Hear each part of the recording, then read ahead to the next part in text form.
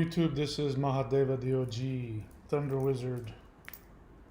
So, today we're going to ask the question, is Loki Satan?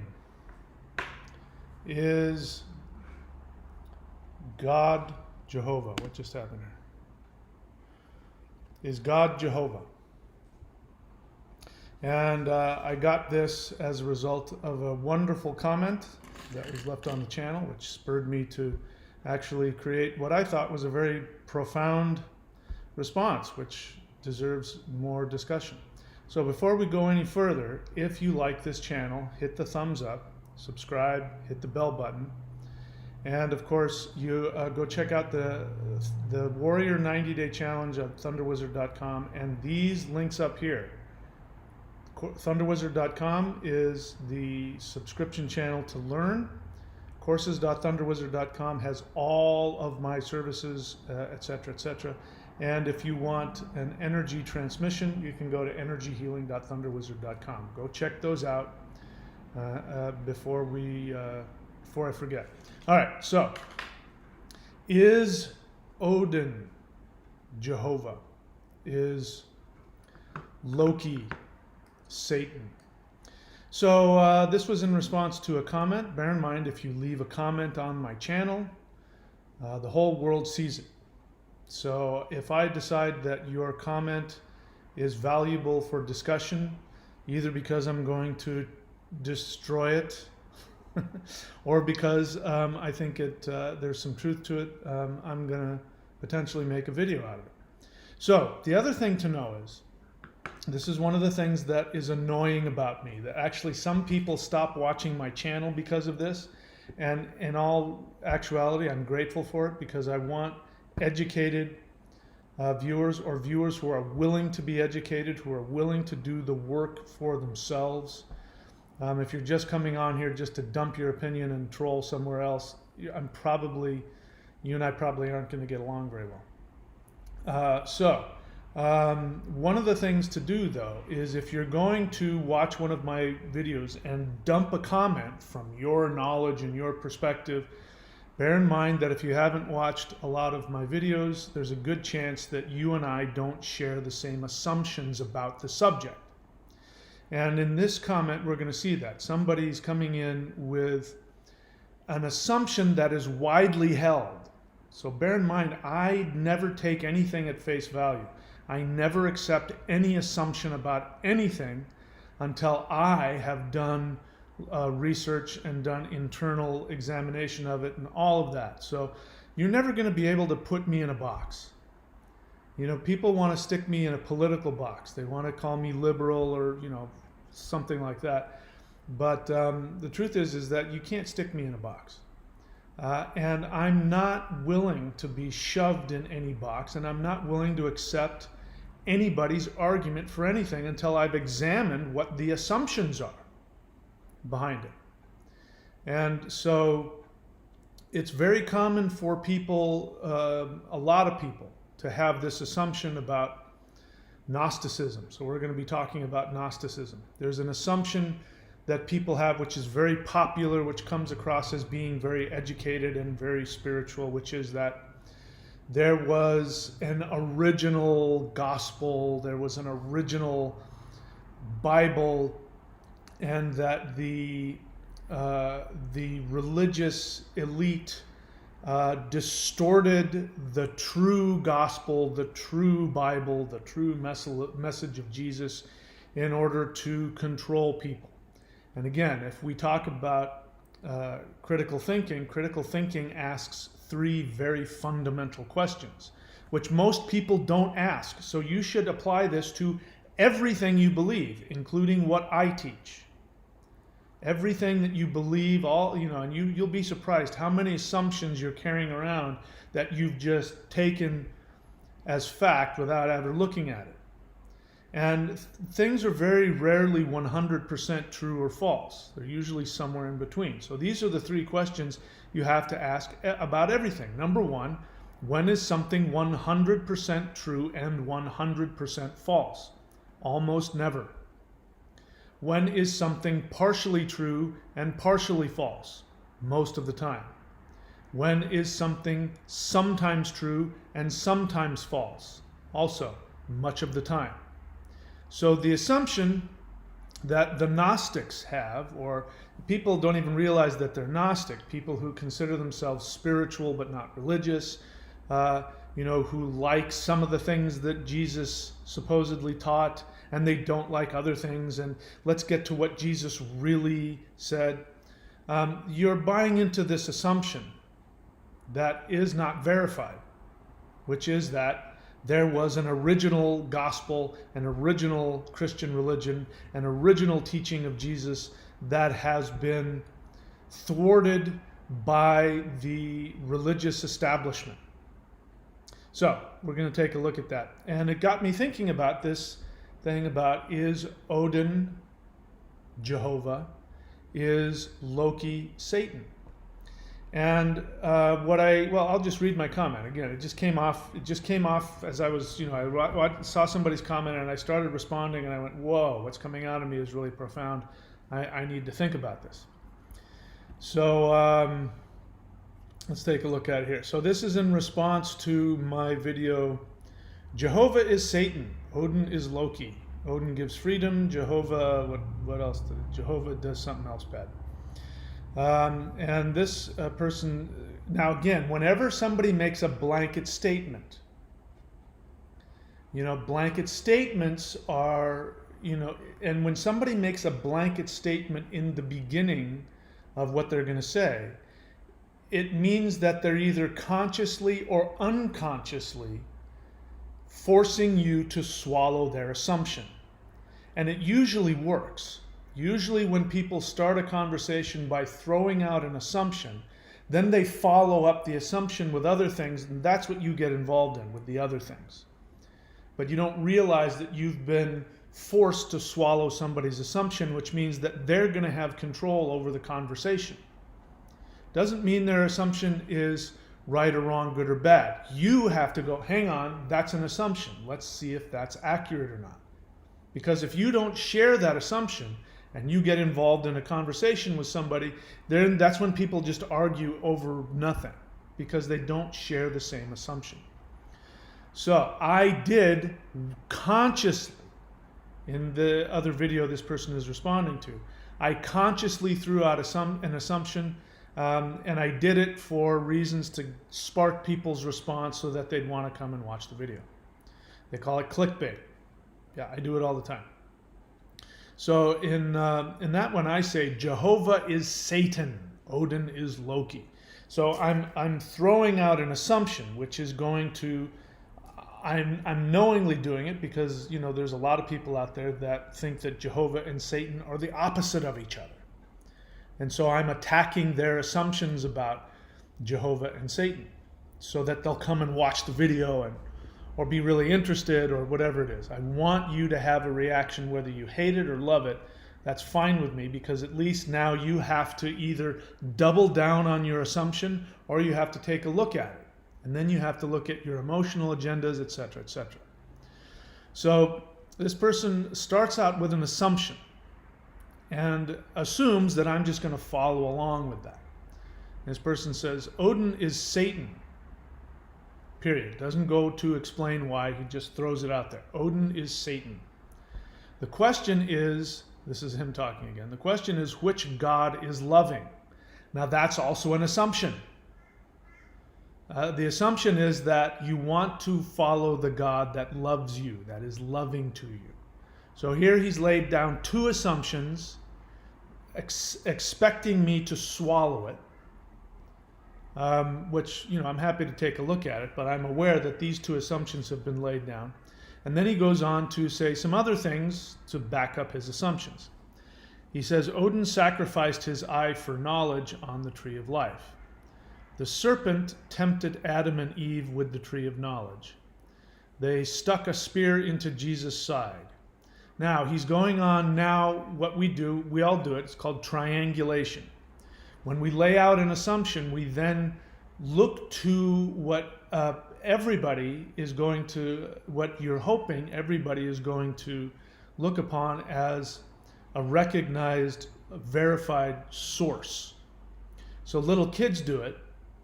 They go to mom or they go to their brother. They say, hey, you're not supposed to do that. Mom said, it's called triangulation.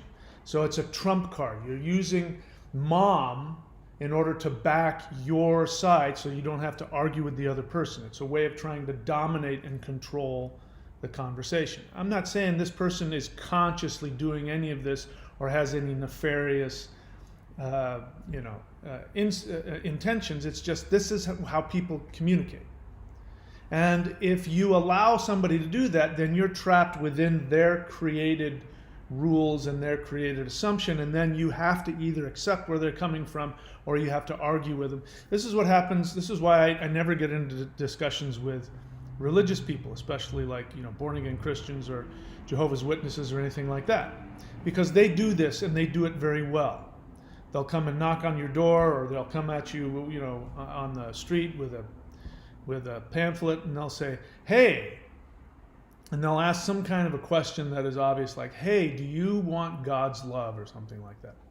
And then they'll say that man is born into sin. Men are sinful. You are sinful. You are separated from God. That's an assumption. Now, of course, you are going to respond negatively to that assumption because nobody likes hearing that. So then they double down by triangulating, and they'll say, the Bible says, and now you're forced to then get into a discussion about what the Bible meant. You're not even addressing the fundamental assumption that you are evil and you're separated from God and you're going to hell. You've already accepted that. Now you're both walking on the same platform, and the Christian is going to have total control over you because they'll know exactly how to manipulate the Bible, which is their authority, which you've just accepted as the truth, and they're going to be able to just walk all over you. So this person doesn't realize it, but this is what they're doing here.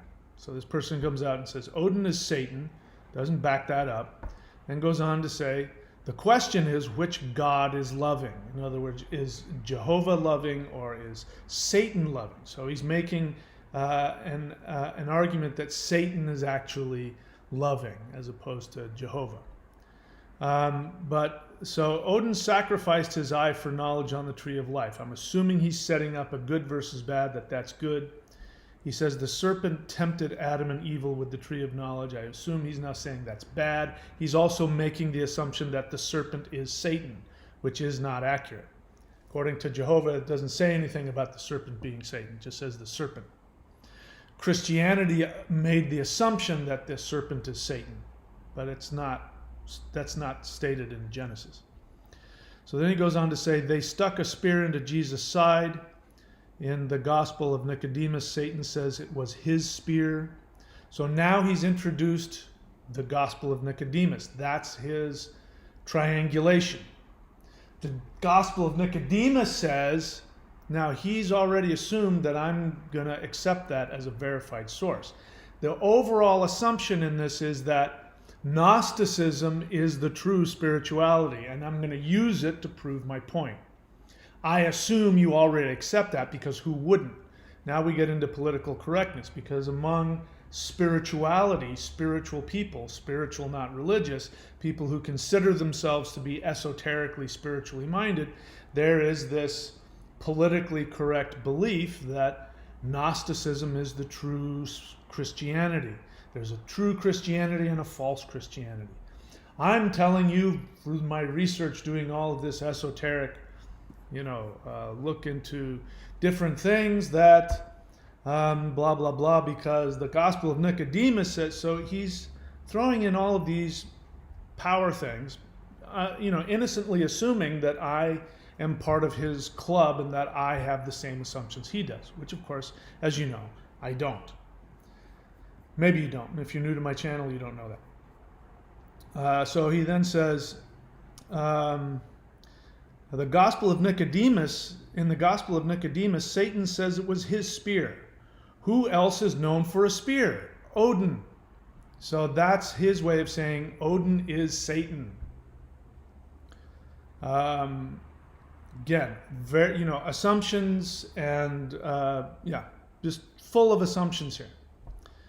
And I guess the one assumption that if I were to be offended by this, which I really don't have any reason to be offended, but if I were to be offended by this, it's that he's making all kinds of assumptions about what I believe. And it's obvious to me he hasn't watched a lot of my channel. Assuming this is a guy. I don't know if this is a man or a woman.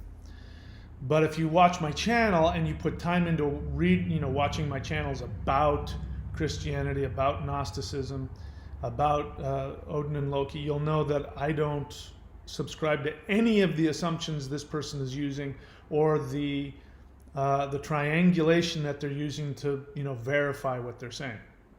So that's offensive to me, because it's like walking in and somebody acting like they know all about you when they haven't put any time and effort into knowing you. Now, that's not his fault. There's no reason for him to believe that I would be different from any other so-called, pagan, heathen, esoteric knowledge. 90% of it out there is all going to be in that same club. I'm not, so that's not his fault. So he says, Muslims believe Dajjal will have one eye. I guess Dajjal, I don't know, is the Muslim word for Satan. And then he says, Odin has one eye. There's other comparisons, but I'm working now. So, to be honest, this guy's excited. He's seeing something, and there's some similarities, but he's going to come and he's going to help me out with all of this.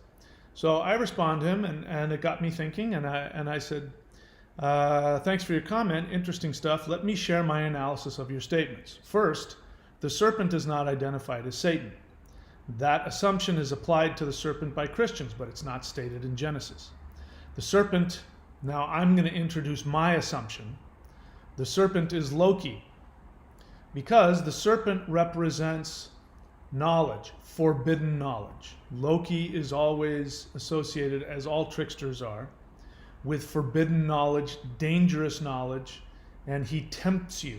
The trickster will tempt you into something, and if you operate from your fears, you will be pulled into a negative experience of your addiction and your delusions. And if you operate from your fearlessness and from your soul, then that actual window will take you into higher knowledge.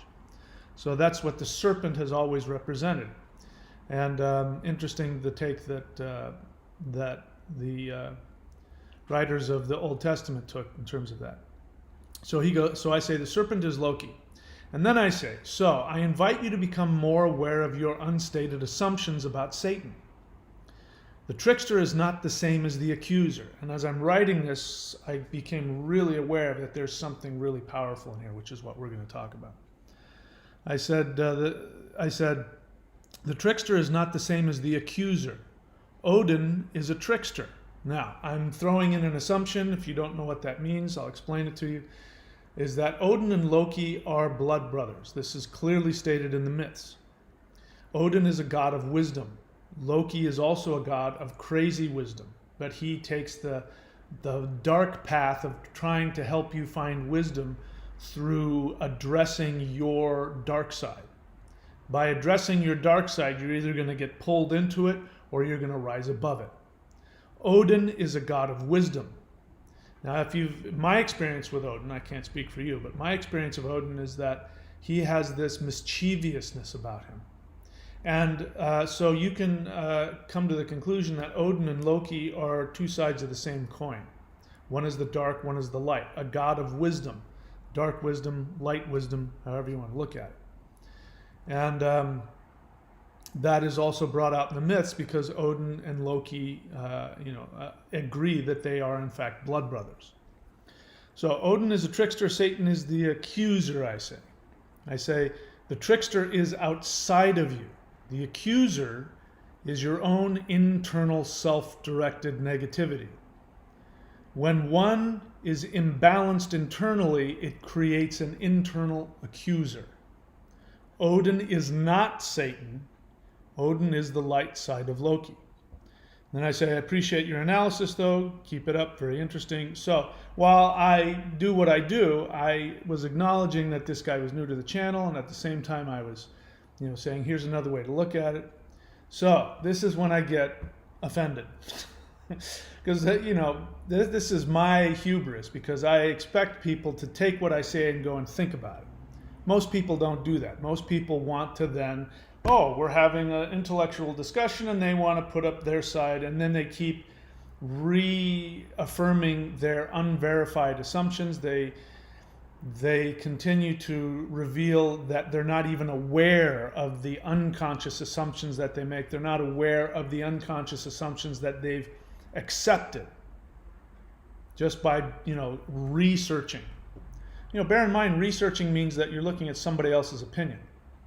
And it doesn't necessarily mean anything unless you verify the research that you do. People say, do your research. They can talk about anything. QAnons say, do your research. And what they mean by that is watch a bunch of QAnon videos, go to a bunch of QAnon websites, and therefore the vast amount of information that keeps saying the same thing over and over again with unverified evidence then must be true, because there's billions of websites out there and tons of people. All of my friends say the same thing, so it therefore must be the truth. But that doesn't mean you actually done any research.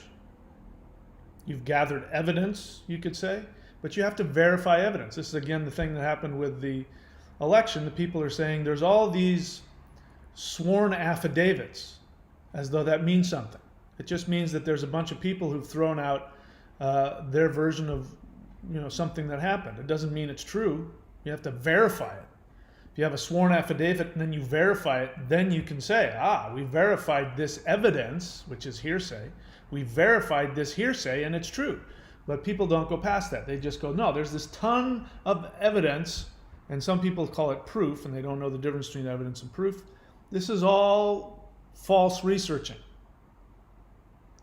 So he says, so I say, the trickster is outside of you. The accuser is your own internal self-directed negativity. When one is imbalanced internally, it creates an internal accuser.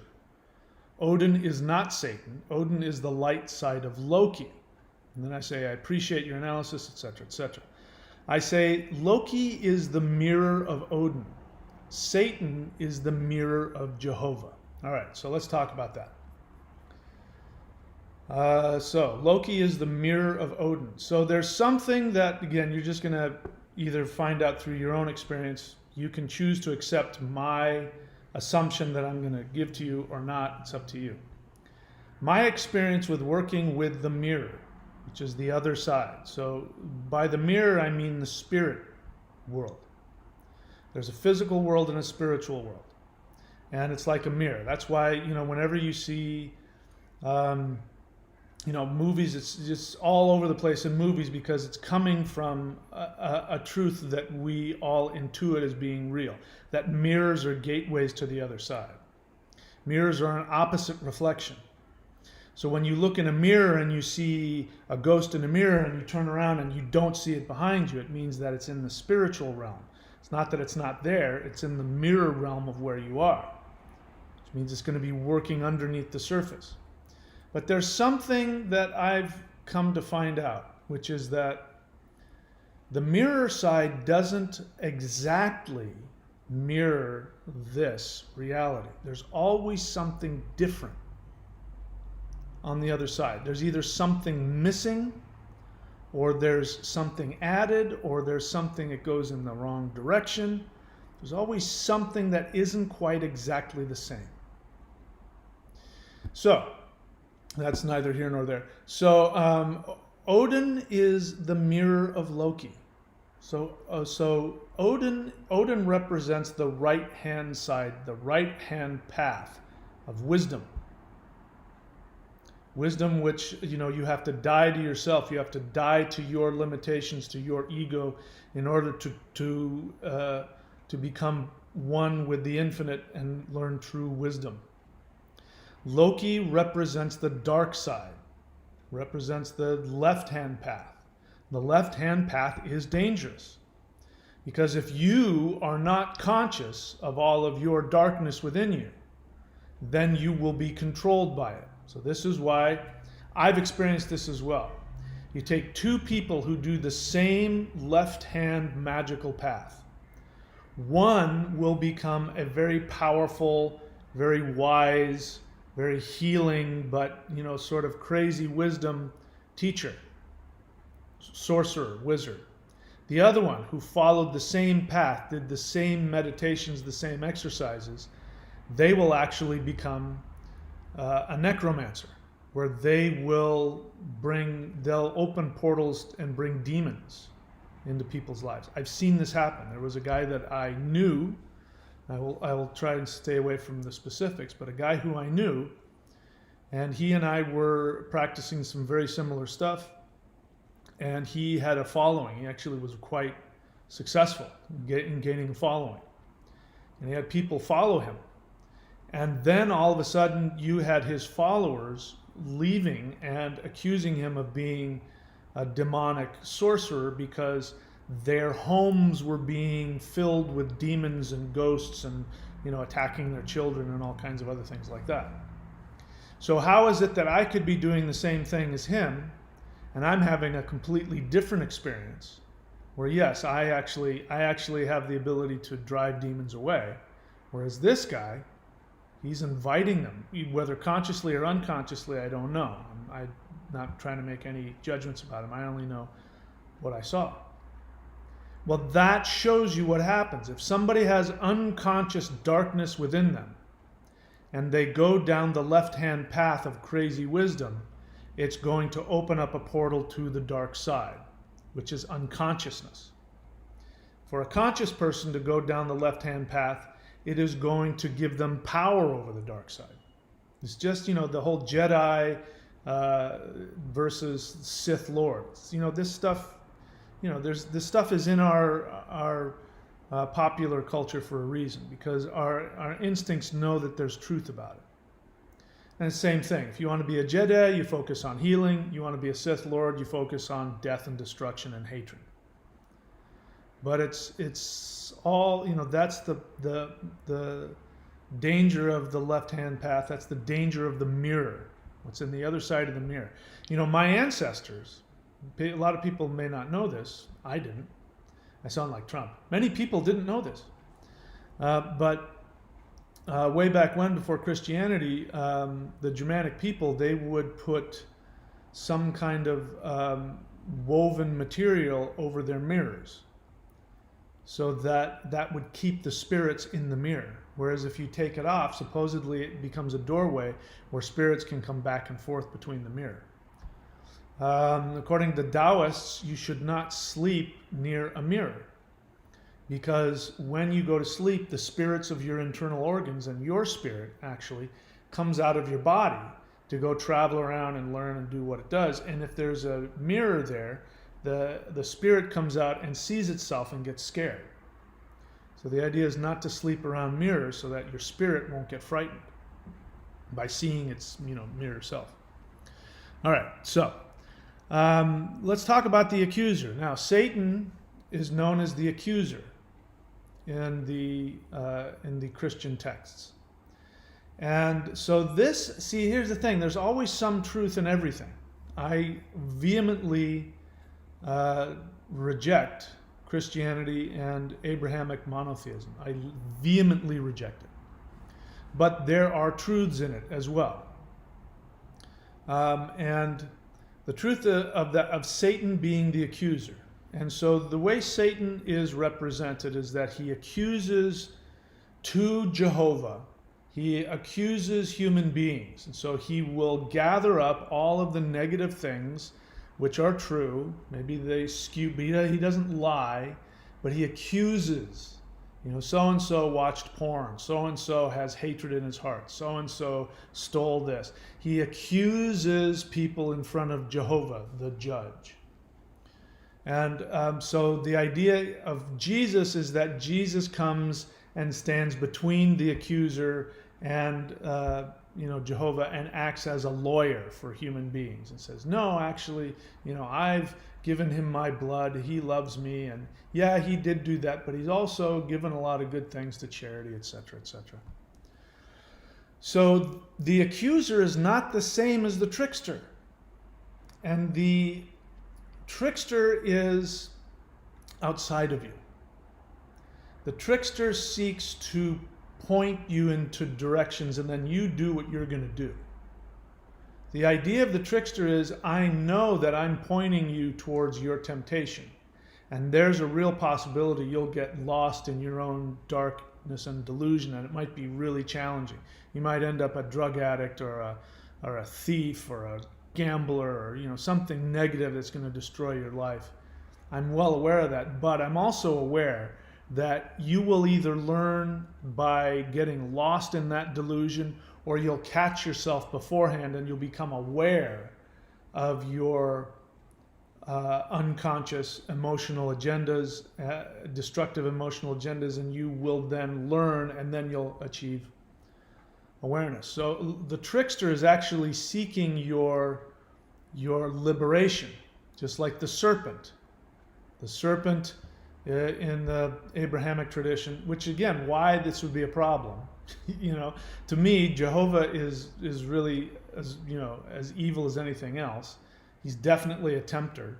He's sitting there and he's got his supposed creations, which are made in his image, and he's given them freedom and all this beauty, and they're walking around naked, and they're pure, full of innocence, and they don't have to do anything. They just sit around and eat pomegranates and pet the tigers and look at the dinosaurs. They don't have to do anything. They're just living in Disneyland.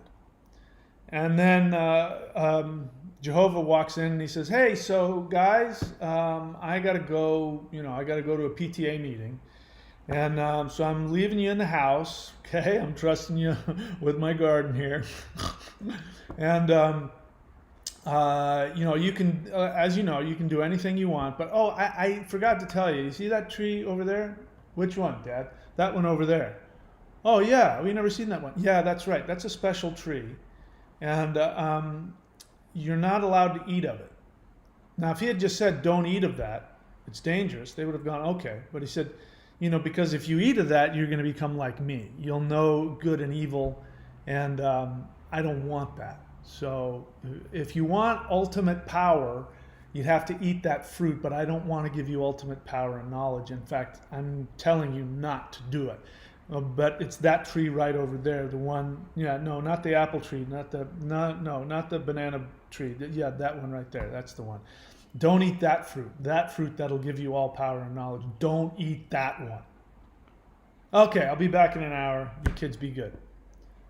I mean, that is as much a tempter as anything. And then the serpent, the trickster, comes along and says, "Hang on. Didn't he just say that if you eat that, you'll be like him? That you'll have the knowledge of good and evil?"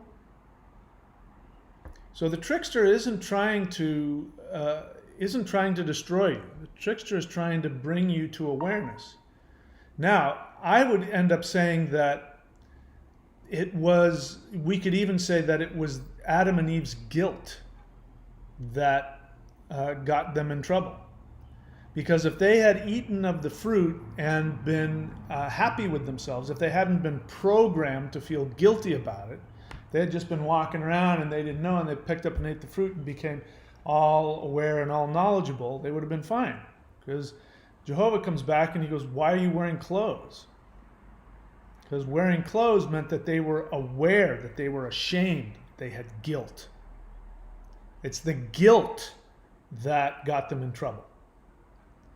So Satan is the accuser of your own guilt.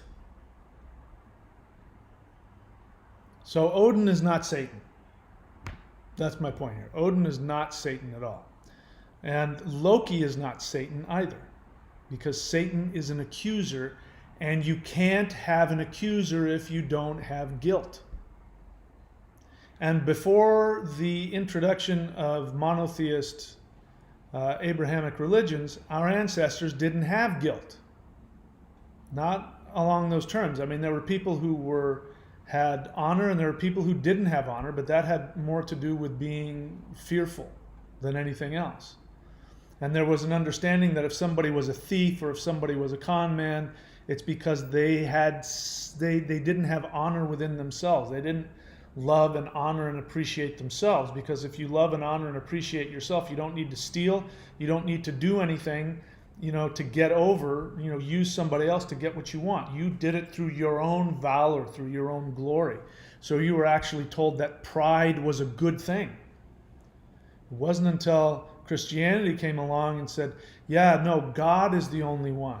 You only give glory to God. You can't, you heathens, you pagans with all of your glory in yourself, that's evil. God hates that. And, if you take the psychological definition of a narcissist, somebody who has narcissistic personality disorder, and you lay that over Jehovah, you have somebody with narcissistic personality disorder. One of the traits of the narcissist is jealousy.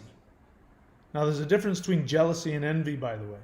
Envy means you see your neighbor with his hot wife and his nice car, and you go, wow, I'm really envious of that. And then you go out and get it for yourself.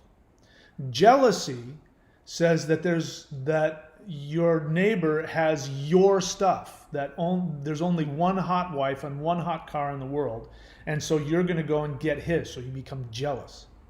And what is Jehovah? Jehovah is a jealous God. He says, thou shalt have no other gods before me. And 3 of the commandments tell you not to worship any other gods. He has to repeat himself 3 times. And so when you have pride in your own accomplishments, Jehovah, even though you're the one that accomplishes it, Jehovah wants the glory. So he's jealous. And this is narcissism. The reason why narcissists do not allow people to have real intimate connection to them is because being narcissists, in their narcissistic insecurity, they create a false, perfect self. Sound like Jehovah? Perfection. They create a false, perfect self, and they are the most desired thing in the universe. They want you to worship them. But they also don't have access to themselves. What they want more than anything is to have a sense of identity and sense of self. So when you get close to them, they get frightened because then you start to have access to them and they don't have access to themselves. They become jealous and they destroy you in order to hold on to the narcissistic experience. Like Narcissus can't get past his own reflection. He tries to grab his reflection, and when he touches the water, he loses himself. So he just stares at himself, but he can never connect to himself. This is Jehovah. So the mirror side of Jehovah is the accuser, because inside of the narcissist is the accusatory, manipulative, abusive parent. So that creates an internal critic. So this is why narcissistic people are constantly judging others, because they're constantly judging themselves because they're not perfect. But they want to create a false perfection, and then they lust after that false perfection they can never achieve within themselves. So Jehovah, the Jehovah is the narcissist, and the mirror of the narcissist is the internal accuser, the internal critic. That is Satan. This was introduced with Abrahamic monotheism. Before that time, people didn't think this way. This is why, they say, like when you hear about, Native Americans long ago, that, white men speak with forked tongue, because they didn't have a word for lying. And the reason for that, which was the same for my ancestors as well, my ancestors before Christianity had the same belief, which is that whenever you speak something, your soul is attached to the life force breath that comes out of you when you speak a vow. You say, I am going to do this for you. You're actually pledging your life to that vow, which is, by the way, women, why men don't want to tell you that they love you, because if they do, to them saying I love you means I'm committed to you for the rest of my life. So that's why they don't say I love you. It's not about a feeling, it's about a declaration of intent for, it's a vow, a life or death vow. So for the Native Americans for somebody to come and give you a treaty, and you write it in there and you give them and you shake your hand or whatever, it means you are putting your life force energy to that. If you break your vow, you're denying your own existence. So that's why they didn't have a word for lying. And they say white men speak with forked tongue, meaning they had to come up with some, he speaks with two tongues. Doesn't make any sense. It's, it's a snake. The negative side of a snake. You can't trust him. Can't trust him. So Odin and Loki are not that. Odin and Loki represent crazy wisdom. And Loki does not break his vows. If you'll notice and you read Loki, he actually never lies. He never breaks his vow. And when he accuses people, he's always accusing them. He's putting the mirror up to them. This is why they lock him away underneath the earth. It wasn't because he said anything that was untrue. He was speaking the truth. And he was speaking the truth. If you read and you watch my video about that myth, Loki is incensed because the gods are not honoring themselves. They're dishonoring themselves. And that infuriates Loki, which then leads him on this path to exposing them, which they get so furious they chase him down and lock him under, in a cave underneath the earth. All right? So those are some of my thoughts about that. The main thing, again, to understand is that if you're going to come onto my channel, bear in mind, I'm going to question and attack everything, political correctness of everything, which includes the political correctness of people who think that they're coming out with this new, and all they're doing is they're just regurgitating what they've heard other people say. And I really, really, really can't stand the idea of people being forced into a box. And I get really reactive when people want to push me into a box, especially people that are accusing me of being a liberal. There's nothing wrong with liberal stuff. There's nothing wrong with conservative stuff. And I want to say, one of the things that I really feel strongly about in this time period right now is that people, there are people that are in their boxes and they're just repeating what they've been told and they're in their echo chambers. And then there are people who are in one of the echo chambers, but they don't have the they don't have the self-confidence to come out and just take a stand on any particular subject. And so they'll say things, and this sounds really spiritual, and it's not. It really bothers me. And when people say, I don't pick a side. Oh, both sides are evil. And all politicians are evil, or whatever it is. And that's really just abdicating your responsibility to find out the truth. I was in a conversation with somebody yesterday, and I got stimulated. And it had to do, I won't get into the specifics of it, but they threw out an assumption, and I said, hang on, who are they? They're hiding this. And I said, wait, who are they? And the person didn't have an answer to that.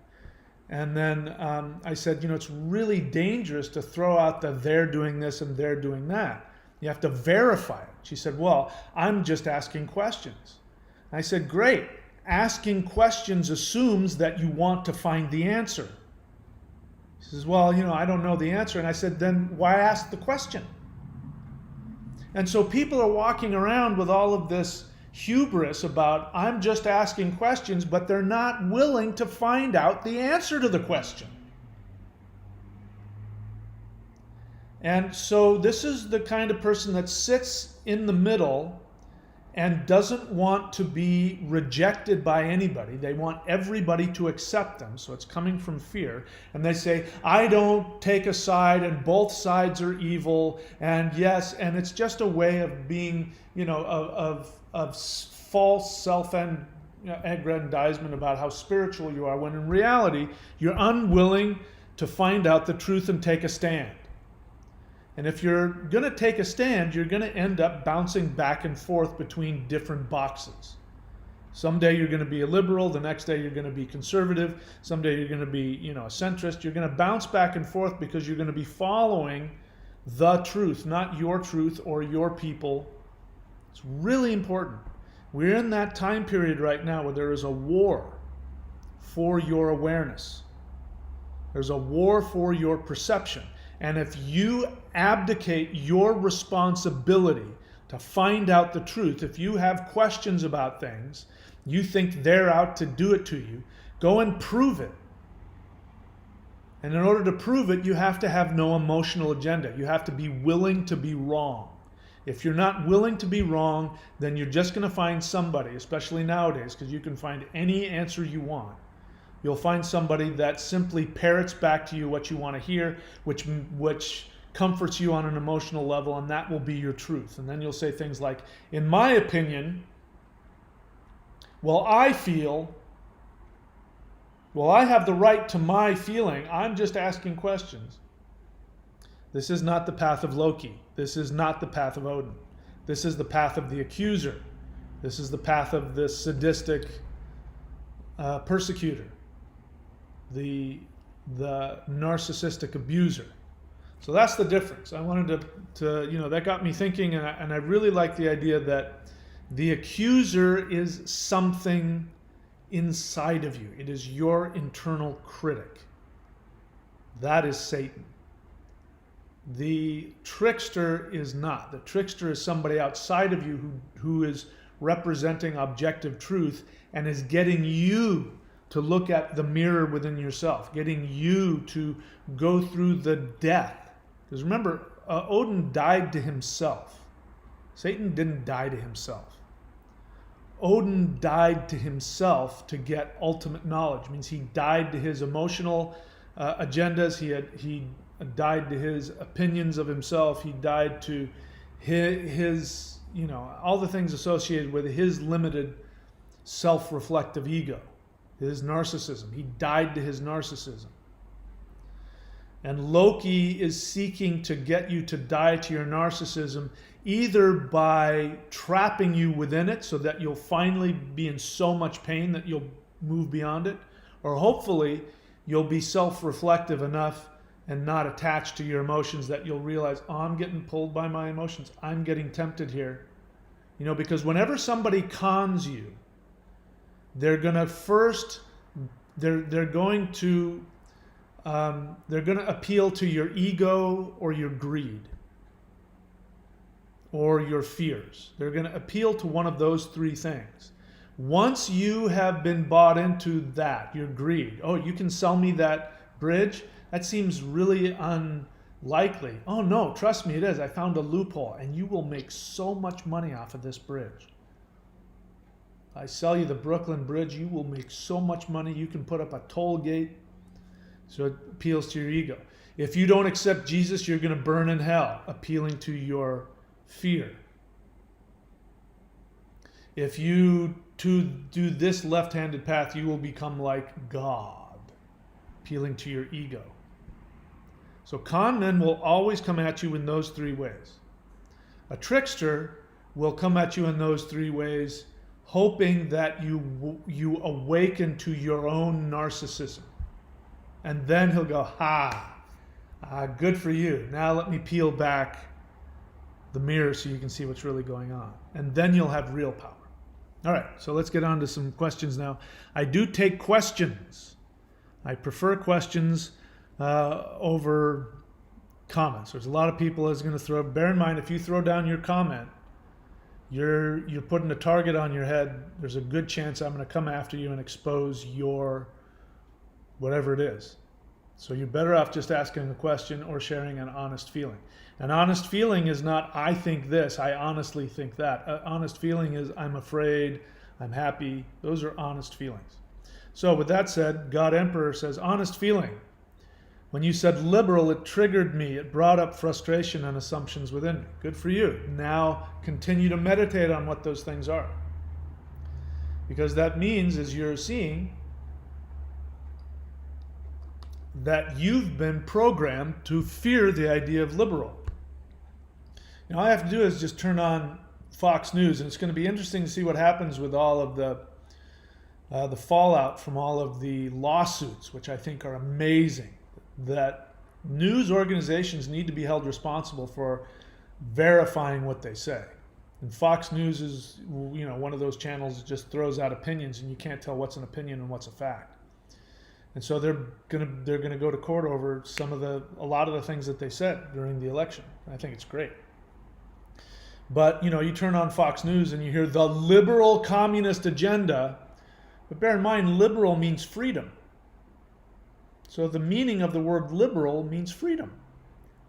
So why is it that when somebody uses the word liberal, you have a negative reaction to it? It means you've been programmed, and it's a trigger word. They're trying to hypnotize you.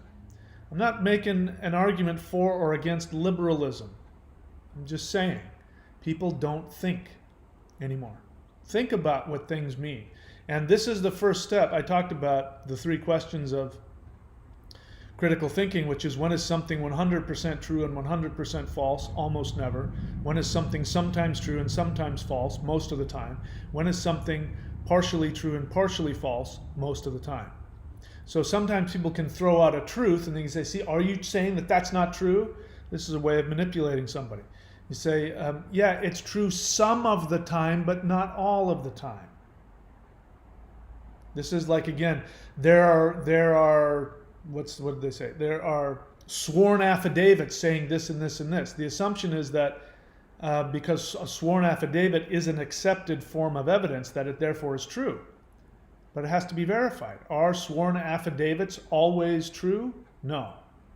Are they sometimes true? Yes. Are they sometimes false? Yes. So someone could easily say affidavits, and then anytime somebody says, I've sworn affidavits, you can say, well, that's not true. Then you're not looking at the reality of, we need to examine these affidavits and then verify or debunk them. Critical thinking. So God Emperor, you're operating from the first level of critical thinking, which is, what are my emotional agendas? So very good for you. Congratulations. So Honey Honda 67 TARS. Before I even answer your statement here, just bear in mind, I haven't even read it. I am of the opinion that you have been force-fed assumptions about things. You have an emotional agenda about being part of the spiritual but not religious, the Gnostic this. And I tell people, what I ended up saying to this gentleman, my response to him, I'll just share my response to him. So this is to everybody. If you're new to the channel, my hubris is that you should really watch my channel before you comment. Because if you comment without having watched my channel, then you're going to make assumptions about things which I don't share, and it's going to end up making you look uneducated about what I'm talking about. And so lots of times I won't even engage because you're already not even knowing what the assumption is I'm coming from. It doesn't mean you have to accept my assumption, but you have to at least know what it is to have an intelligent conversation with me. So here's what I responded to him after he went back and forth trying to double down about his view on Gnosticism. And I said, so you and I will get along better if you comment about Gnosticism after having researched my material on that subject. You don't have to agree with me, but at least you will know why I take the position I do and why your points of argument are a waste of time on this channel. Because we are not operating from the same assumptions. Your assumption that the Gnostic Gospels were excluded from the New Testament, which he makes that assumption, and it also assumes there is some truth to them. So be aware that I do not share your assumption about Gnosticism being some kind of authentic or true original version of Christianity. Because if you are coming from that with the assumption that I'm going to be in that and that somehow that assumption is ruling what I say or what I do, and therefore you're going to be operating from a complete lack of knowledge. Because the point that I make is that Gnosticism is not some pure form of early Christianity. It is an earlier form of Christianity, specifically Messianic Judaism as well. It's not isolated to Messianic Judaism. But it has an assumption within it, which is that earth is bad, heaven is good. And it's an escapism. It was created during a time of when people were being taken hostage and ruled over, and there were foreign powers occupying their land. So people felt oppressed. So their religion was reflecting their feeling of being a victim and being oppressed, and they projected it onto the universe. And so there's this evil God, which is the same as in Christianity. Satan is the Lord of the earth. So everything physical is bad and everything heavenly is good. In Gnosticism, it's that there's this evil Jehovah God that's controlling this lower vibration, evil, bad. And then there's the higher vibration, non-physical. And when you look at it, it's just escapism, which is everything that shamanism is not escapism. You want to be a shaman, you want to be a wizard, you want to be a sorcerer, you want to be a man of knowledge or a woman of knowledge. You cannot be an escapist. And if you go after spirituality as a form of escaping your pain because you don't like this evil world and you buy into the idea that there's false beings of light that are keeping you in prison, bear in mind, I already know. I don't have to ask you anything. I already know if you believe that. I already know you went through some trauma as a kid. I already know that you were either neglected or abused as a kid, and you feel trapped in this evil world, and so your spirituality reflects that, and you want to escape the matrix, and you now Gnosticism and the true Jesus and all that garbage. But the whole idea of Jesus, you cannot accept the idea of Jesus, whether it's the Gnostic Jesus or the Catholic or born-again Jesus. You cannot accept the idea of Jesus without first swallowing the assumption that you are evil and God hates you. Because the whole point of Jesus is to forgive you for your sins, forgive you for your mistakes, to escape this evil world. So you have to start from a victim mentality to even entertain the idea of Jesus. The whole idea of Satan doesn't work either. If you don't have the assumption that you are tortured, that you are imprisoned, limited in any kind of limitation way, then Satan has no meaning. He has no purpose. So the whole idea of Christianity, you accept Jesus, otherwise you'll go to hell, which is, Satan will take you to hell. But if there is no Satan, then there's no need for a Redeemer. There's no need for a Jesus. It doesn't matter how you cherry pick the Bible or the Gnostic texts to try and turn them into this wise teacher of love. It all comes down to the only reason for him is to help you be freed from your imprisonment. And that's the victim mentality. So, this guy doesn't know that, and a lot of you, whoever it is that I'm about, whose comment I'm about to look at, you don't know that either. You don't realize that you've been hypnotized and force-fed this based on your emotional agenda to escape your pain. And you don't realize that I don't share that assumption. I'm a shaman. I use the word shaman very specifically. It doesn't mean somebody who bangs a drum and goes into shamanic trance, although shamans do that. A shaman is somebody who lives in reality, and this three-dimensional world is part of reality.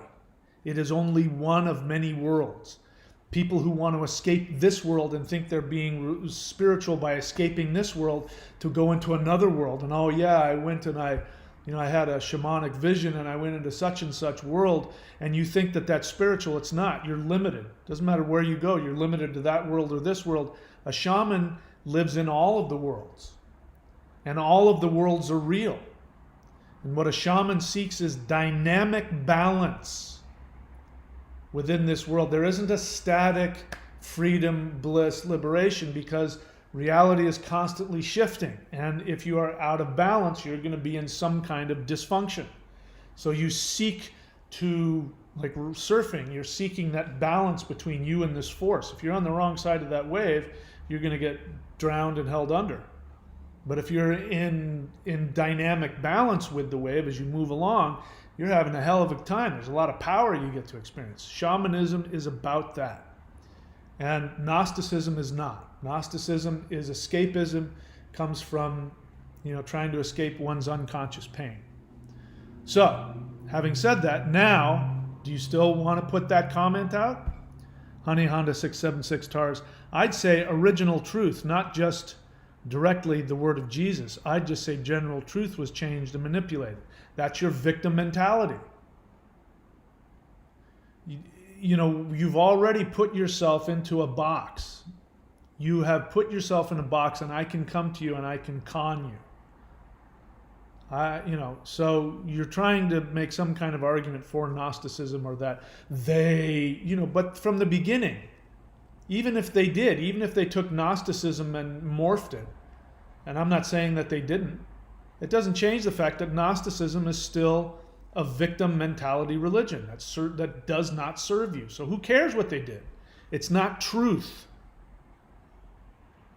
But the question is, if you say they changed truth, what is the truth? You have to be specific. Otherwise, you're just in a conspiracy theory, and it doesn't serve you. If you listen to me, whenever I talk about a conspiracy, I will spell it out for you. I will go back in history and tell you when and how and what the trail is. If you can't follow the trail, and there's some mysterious cabal of people who have the truth and they're keeping the truth from you, all that's happened is that you've bought into your own victim mentality, and there's no way out. And you're primed to be manipulated. God Emperor, honestly, I don't think there's a true or false Bible. The Bible has some nuggets of that. All right, okay. Honey Honda 676, I just love being an informed being. I don't know what that means. I would love for you to be an informed being, but you haven't said what that is. Light and Darkness, question, do you think Jehovah has an anthropological existence like other deities? Well, that's an assumption. You're saying that deities have an anthropological existence. I don't know what that means. Anthropology is the study of humans. Are you saying that there is a historical, that you can trace back the origins of deities by going through human history? That's an assumption. So I'm not sure that I accept that assumption. And I challenge you to analyze your assumptions about that. Jehovah, if you don't know, I'll tell you exactly who Jehovah is. Jehovah was a regional deity, I think it was in Midian, and it was later adopted by the Hebrews, who, by the way, never went to Egypt. That's all nonsense. It's completely made up. Never happened. The Hebrews adopted it and used it as the local god for Jerusalem. And so the elites and the priests, who are also elites, the ruling elite priestly class, worshipped exclusively Jehovah in their temple. All the rest of the Hebrews, the average person, had altars in their home to the gods of the sky and the earth and the ground and the whatever it is, and the ancestors. And so they were polytheists, just like everybody else. And they worshipped, actually, Baal was, why do I always blank out on the name before they adopted themselves as Hebrews? Anyway, you know what I'm talking about. That was a Proto-Hebraic god, Baal. Baal means, the El means God, means the god of the storms or something like that. And it's similar to the Vedas. The Vedas were mostly dedicated to Indra, the lightning god. And so anyway, we could get into all of that. But the point is that in 350 something BC, the elites were taken captive by the Babylonians. They put out the flame to Jehovah. The Hebrews believed that as long as the flame to Jehovah was lit, that nobody would be able to invade Israel, but that happened. So they went back, and for 70 years they tried to figure out what happened, and they came up with the Old Testament from various sources, and they made up a bunch of nonsense. And so that's where the idea of Jehovah is a jealous God. So when they came back, the 10 Commandments, the reason why 3 of them are, you shall worship no other gods, it was because it was about their xenophobia. They didn't want you to worship anything other than the elite structure of the now newly refounded Israel. So that's why they have all those genealogies, That's why you can't worship anything other than Jehovah, because it was about politics. It had nothing to do with religion. So whether or not, where Jehovah came from, what you're asking, he was a regional god. I'm sure if you go back farther and farther, you'll find him part of some kind of Midianite polytheist, creator god or something like that. Let's see what else. So, light and darkness.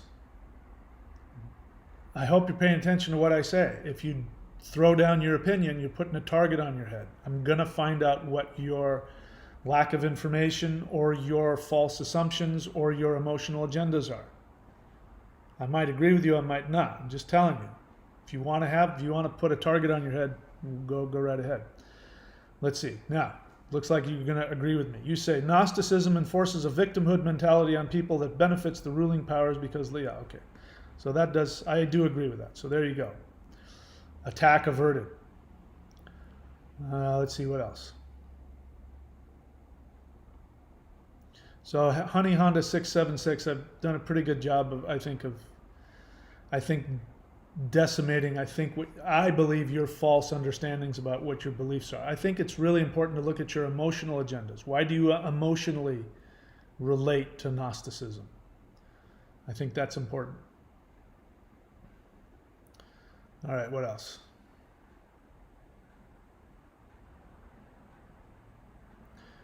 Vincent.thunderwizard.com is one of my apprentices who has learned my style of Vedic astrology, and you see his website there, Vincent.thunderwizard.com.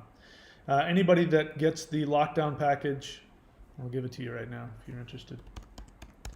Lockdown package. No, sorry, lockdown.thunderwizard.com. If you go to lockdown.thunderwizard.com, you can get my Vedic astrology course and a bunch of other things for free. You're only paying for part of the stuff in there, and I'll give you a website, a web address on my website, and you can be one of my astrologers as well. So if you want to go get a reading from him, go to vincent.thunderwizard.com. What else? Black Earth Productions. Hey, what's up, Black Earth? Good to see you. He says, question: would you consider the fact that there would be no religion of Christianity without the things extracted from the Nordic tradition? I don't know that. I mean, that's a pretty bold statement, and I don't know that to be true. So you're stating it as a fact. I haven't verified that. But there are things within Christianity that definitely are taken from European religion. For instance, definitely the idea of, Michelangelo's God. This is the reason why I use this picture. Michelangelo's God there, that's not Michelangelo. I tried to get the Michelangelo version and I didn't. But anyway, the guy on the left there, the big white-haired bearded guy sitting on the throne, that is how a lot of people view, if they anthropomorphize Jehovah, who apparently says that you can't make an image of him, but if you could, this is how Christians would. They'd make him look like this old bearded white guy sitting on a throne surrounded by angels. And then on the left there you have Odin, who is definitely anthropomorphized. He's seen as a human, even though I don't think he was. But people visualize him as a human, and he sits on a throne, and he has one eye, and he has these two wolves, and he has those two ravens, and he holds a spear. So definitely the Michelangelo version of Jehovah is Odin. That's pretty clear. So we have injected that. The other thing, and here's this, the Satanized version of Loki with horns, which I don't even know if there's anything anywhere in any of the myths that say Loki, wore horns. Whoops, is that what I want? No, I don't want that. So, but the Trinity is not found anywhere in the Bible, anywhere in the Old or New Testament. And it was imposed by the Catholic Church, because the European mindset could not tolerate the thought of there not being a Trinity, which you find in my experience, every indigenous, unbroken, original spiritual path will have a Trinity. In the Norse tradition, you have Odin, Vili, and Ve. In the Hindu tradition, you have Shiva, Brahma, and Vishnu. And in the Taoist tradition, you have heaven, earth, and man, and you have the three ones. By the way, I'm going to be teaching a new version of the three ones. I've streamlined it. If you don't know what that means, there was in order to become a perfected immortal in the Taoist tradition, the oldest, most esoteric Taoist tradition, you did a meditation called the holding the three ones, which you have three ones within you. You have your higher self, your middle self, and your lower self. And you have the three dantians, the three energy cauldrons, in the upper, middle, and lower. And you are a reflection of the external universe. The external universe, there's a trinity that holds all of the power. And when you meditate where your internal trinity vibrates on the same level as the external trinity, you become an immortal. They say that you're taken up in the light of day, where everybody can see you. What it means is that your body's vibration will reach a level that you will no longer be bound by three-dimensional space-time. And there are legends, even modern legends. I can't say the truth of it because I haven't personally experienced it. I'm open to believing it, but I don't know yet. And that is that the Taoist masters, when they get old and they've practiced and meditated, especially this three ones meditation, they go into a cave and they meditate, and they have an apprentice that comes every day to brush off the bugs and the dust because the person's not really there in their body anymore. And then they'll show up one day, and then the only thing that will be left will be a pile of clothes and hair and fingernails, all the things that are supposedly dead, because the person's actually the living cells of their body vibrated to the next level, and they're gone. And they're walking around like supposedly Jesus, walking through walls and appearing and disappearing, and they're now perfected immortals. So I've streamlined that meditation, and I'm having tremendous results with it. And so I'm going to be teaching that pretty soon. If you want to get in that, I recommend you do two things. You can go to get the lockdown package, and you'll get Celestial Qigong as part of that. Or you can go to spirittao.com, spirittao.com, and you can get Celestial Qigong there.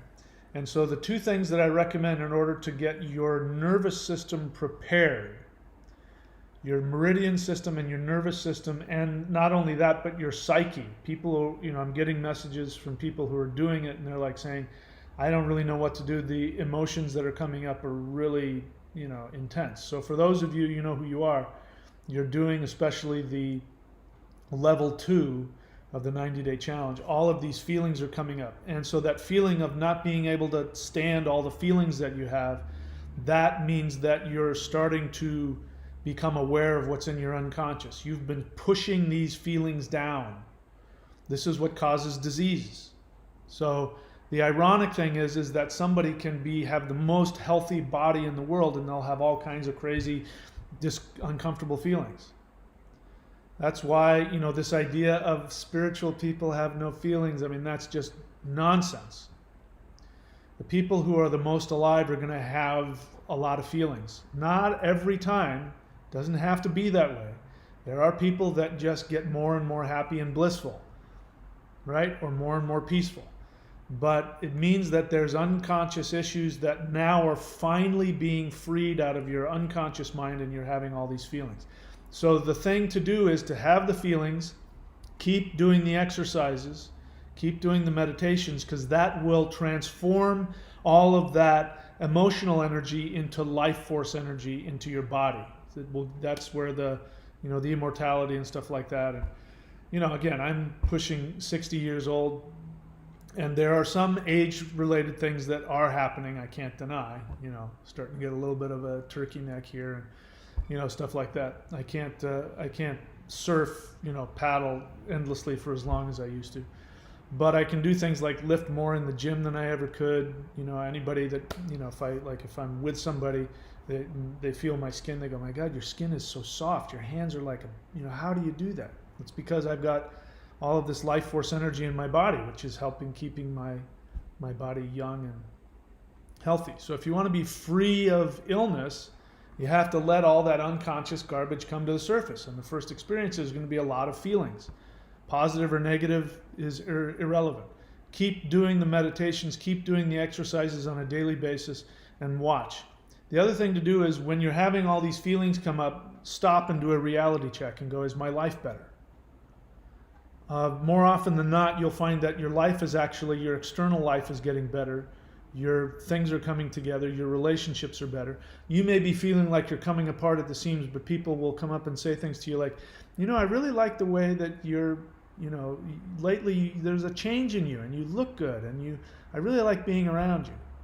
You need to do that kind of reality check, because if you want to become sane, you have to go through a town called going insane. So if you are sane and you start to go insane, first thing that happens is you go through a town called going insane. Then you become insane, and then you think you're sane. If you're insane and you start to become sane, then you're going to go through a town called I feel like I'm going crazy. So the town of going insane is the place in between sanity and insanity. And whether you're going insane or becoming sane, you have to go through that town of I feel like I'm going insane. So all it means is that you've got access to all of your energy, so do the work. Keep doing the work. I get, people who don't have the money and they don't want, to be honest, I can't understand why an average adult can't afford $55 a month. You can subscribe at even the lower level of $25 a month.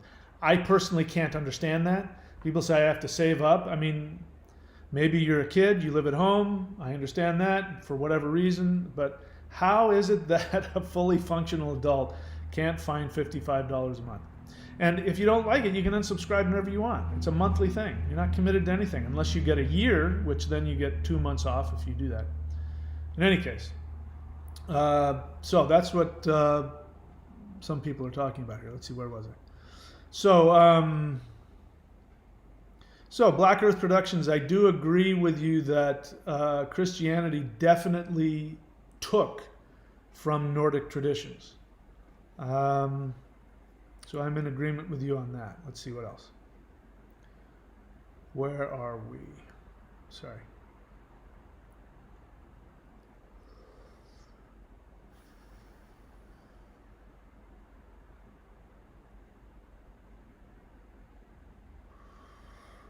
All right, what else? Let's see. So Andrew C. asked a question and YouTube automatically hit it because they don't like certain words, and he asks, is masturbation a sin? So, I don't know if you've been on my channel before. There's somebody that keeps coming and asking the same question over and over again. I don't believe in sin. So there's no such thing as a sin. Sin, S-I-N, is self-imposed negativity. Please answer me. I think you're the same guy that keeps asking the same question, and it makes me wonder if there's something psychologically wrong with you. Maybe you're not. If this is the first time you've asked it, forgive me. But if you're that same guy that always asks the same thing every time, why are you so obsessed with it? There's something wrong with you. Having said that, there are people that have all kinds of serious problems and, are addicted, and masturbation is really destructive to them. In which case, I would recommend, Andrew C., that you go get a psychologist, because you obviously have some real problems. Not only did you ask that really loaded question, is masturbation a sin, but you said, please answer me. You're obviously obsessed with it. Go get help. Go find a psychologist if it's that big of a problem for you. Some people need to learn how to not masturbate. There are some people that are trying to be celibate and they're just making themselves crazy. And, the natural way to do it, if you're able to, is to just release when your body needs to. Now, if you're doing what I'm doing, like I'm doing a lot of energy work now, my energy's, all that energy is going up in the other direction. So I don't need to release right now. But it's not because I'm choosing to be celibate for anything like it's bad for me or it's wrong or it's evil, or if my body needed that release, I would find whatever way I chose to release it. That was the most pleasurable and entertaining for me. So I don't have any sin around any kind of sexuality. It's just the question is it helping you? You obviously need help. So Andrew C., if you're the person that's been asking me this question over and over again, stop asking me that question. Go get some help. All right, what else? What else? Again, Honey Honda 676, welcome to the channel. This really isn't a free-for-all. You're welcome to drop an opinion, but it's, I have to scroll through all of the opinions to get to the questions. So if you have an opinion, pick a good one, and I'm going to analyze it. Otherwise, I know most times you come onto it, it's always a back and forth, but I hate taking up time scrolling through people's, superficial comments when I'm trying to get to a question. Okay, what else?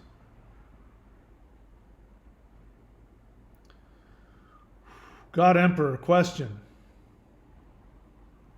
I found the Thor's belt and I know the Hool breath, but I couldn't find Heaven and Earth Qigong. Do you know what video that is?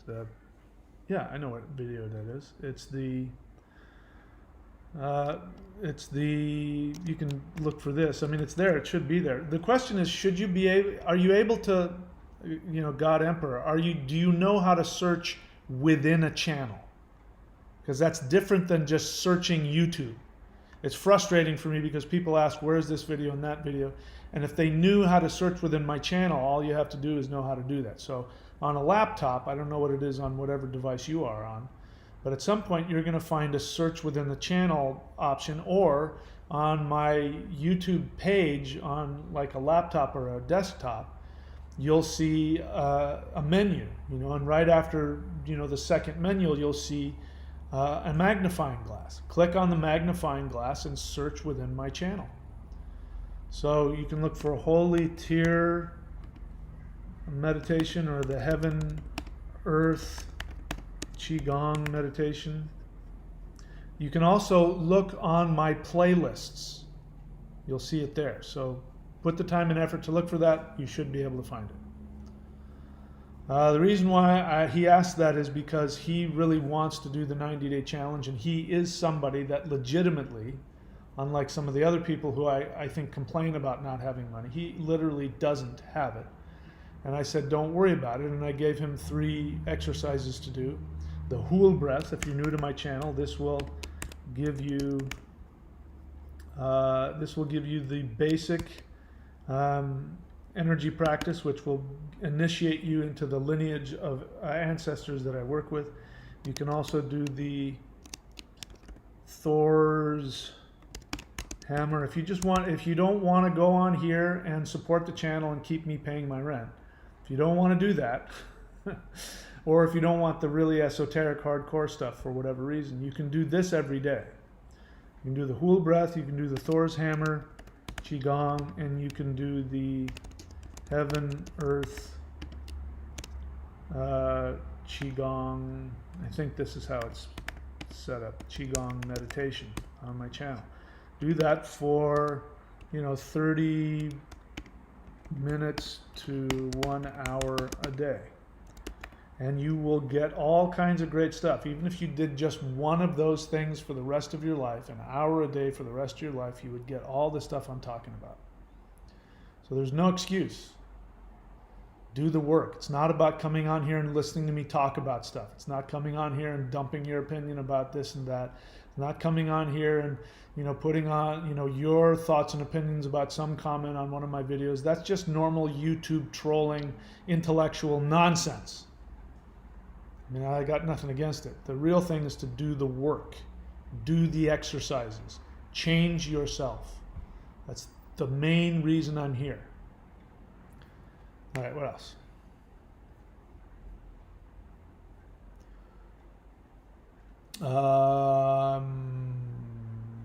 Question, what is the meaning of xenophobia? Xenophobia is spelled like this, xenophobia. Comes from two words. The xeno means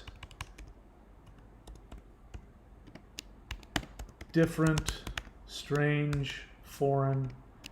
Phobia means fear. So it means fear of anything different. People who think that if foreigners come into the United States, they'll destroy the United States. People who think that if Muslims come into the United States, they'll all blow things up. Christians who don't like people who are homosexuals or transsexuals. This is all forms of xenophobia, fear of anything different. Racists are xenophobes. They're afraid of anybody that doesn't look like them. I don't know why you asked that question. I must have said the word xenophobia somewhere. What else? 3 idiots. I strongly recommend that you do 2 things because you just now fulfilled your name. Change your name. You don't have to be an idiot. I know it's based on some movie, some Hindu movie or something, somebody said. But question, your book is banned in my country. That's not a question, that's a statement. So write out a whole question with a subject, an object, and a verb.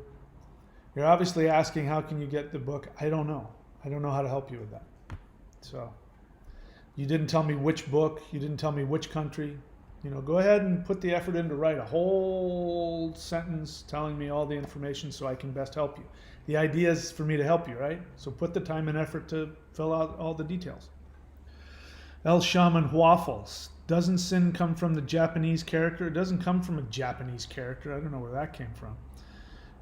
It is a Hebrew word that, I don't know what the actual Hebrew name is, but it does mean to miss the target. But I was using it in a way to help understand what I believe sin really means. And I didn't make it up. I wish I could take credit for it. But, the anagram of S-I-N, that's not the original linguistic source, but I think that better explains it. Self-imposed negativity. There is no being out there looking at you saying you did something evil that's worthy of destruction. Missing the target. What's wrong with that? You have to miss the target before you can hit the target. So that means God is expecting you from the get-go to be able to hit the target in the center.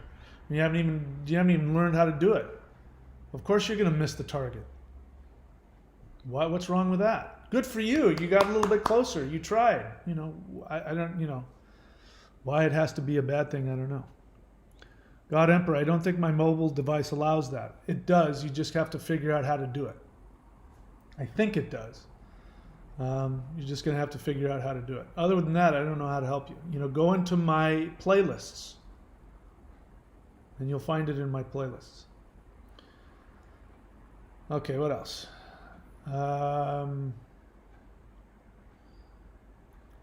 Charagayikacht. Question, Teacher Mahadeva, I want to learn how to astral project at will because I think it would be fun. Do you teach how to do this? Let's assume that I did. Do I teach that? If I, it means that I haven't found use for it. Listen, there's a lot of stuff that I learned how to do that I don't teach because I found out that it wasn't valuable. But your assumption that it would be fun, I'm going to go further than that. I'm going to call bullshit on that. I think you want to astral project for more than just because it's fun.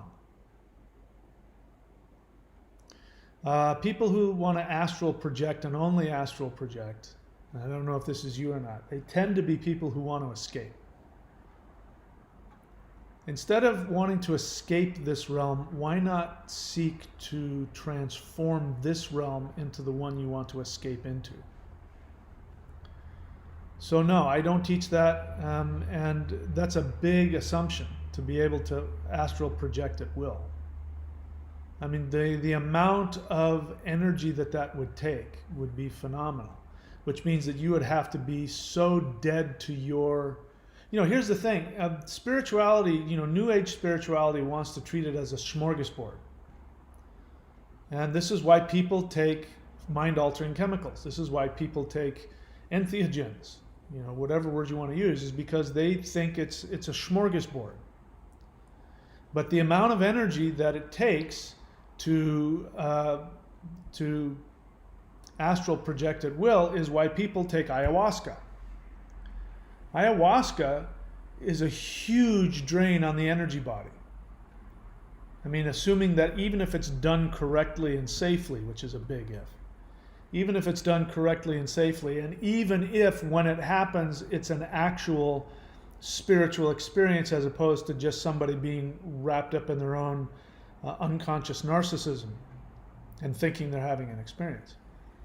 Assuming it all follows the way it does under the proper conditions, the reason why it works is because it forces your body to take life force energy that it's needing to hold itself together and exploding that and forcing you to go through a near-death experience. It hugely distorts the third eye and the pineal gland. It's like just exploding it and contracting it. The nerves and the meridians of the body, as well as the liver and the kidneys, are hugely damaged by that. My point being, you didn't ask me about this, but my point being is that in order to be able to do it at will, it takes a huge amount of energy.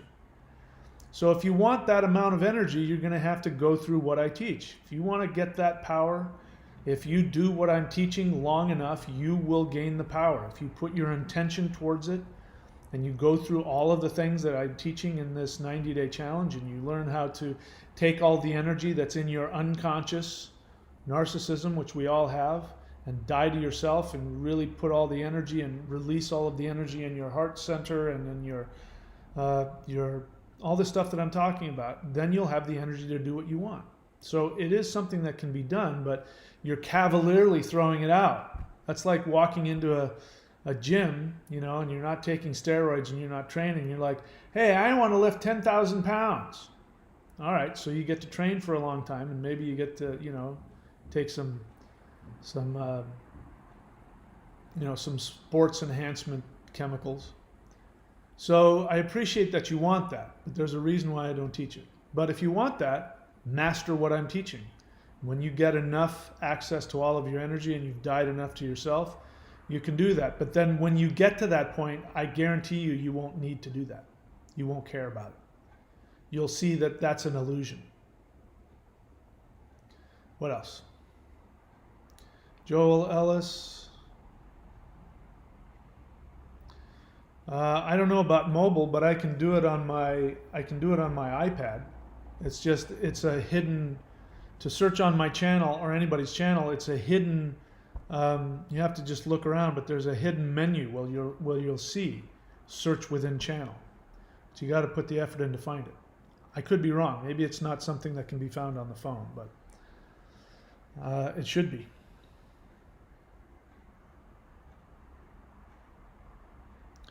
DC Pagan, all right. That's not a question.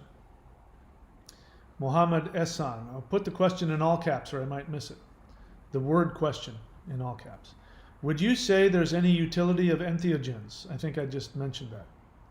Why are you asking that question? The other thing that's helpful is if you tell me what your agenda is. If you say, I want to take entheogens, or I take entheogens and I like doing it and I want it, then I can better help you. If you're just curious about it, then that's different. But I pretty much said that. I mean, the reason why the Taoist masters do not use entheogens, the reason why the Vedics no longer use entheogens is because they're inefficient and they're unnecessary. The Vedas were written under the influence of entheogens, hallucinogens. That's just a fancy way of saying hallucinogens. But they did all kinds of things with it. They would pick, it was done, I think it was, they used cannabis, which by the way, The cannabis of today is nothing like the cannabis of 2,000 years ago.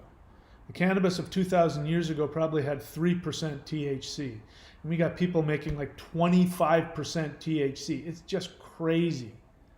THC by itself definitely destroys the immune system. It definitely destroys the energy body. The health benefits of cannabis are not THC. Everybody knows that. The THC is a hallucinogen. But having said that, the Vedics used cannabis, and I think they used ephedra and some other herbs and things like that. And then they put it in a concoction, and then they put it under the certain moons, and they chanted mantras over it, and they really empowered it. And then they did rituals, and then the priests drank it, and then they channeled Indra. And they called it Soma. But that was because they didn't have the techniques that they have now. And by doing that, they cracked them open, which is what entheogens do. It cracks you open. It's not a healthy thing. It cracks you open, and then they channeled the Vedas, but then they learned how to do real Kundalini yoga and going up into the spine and opening up the centers of the brain and opening up all of the nadis, and then they realized they didn't need to do that. And not only did they not realize they didn't need to do it, but that there's no negative side effects, and it's much more powerful. So when you take entheogens, you're limiting yourself.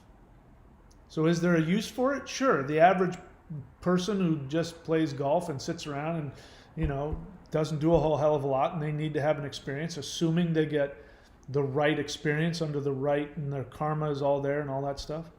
The vast majority of people doing entheogen ceremonies are not doing it the traditional way. They don't know how to protect people's energies. A real shaman, traditionally, 100 years ago, you go find some shaman in the middle of the Amazon, they're going to look at you. And they're going to look at your aura, and they're going to tell you no, or they're going to say yes. Because then they're going to go do the songs, and they're going to do the rituals, and they're going to protect you, and it'll be a life-changing event that you never need to replicate. So the idea of is there use for it means people do it over and over and over again, and no, that's not what it's about. This is the way to go. This is like entheogens entheogens versus esoteric internal energy work, the real stuff, is like comparing driving an 18-wheeler through a slalom course and riding an electric motorcycle. There's just no comparison. So if you're asking me, obviously I would say don't do it. The last thing I will say is that Westerners are not emotionally and psychologically geared towards entheogens. The people who know how to use entheogens are people who live in those cultures, who live in nature, who have been being brought up in a healthy way. They have a healthy sense of self.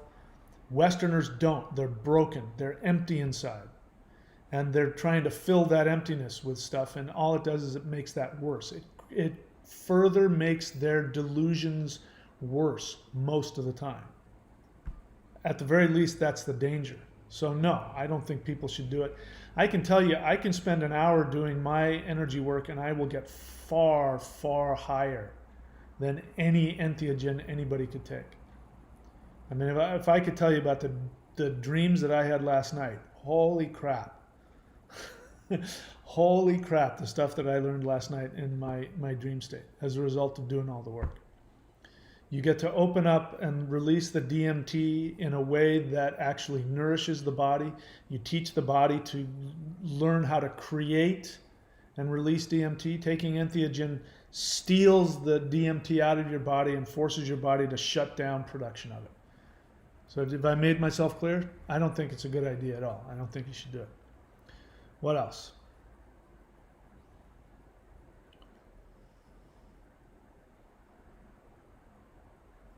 Let's see what else. Where was I last?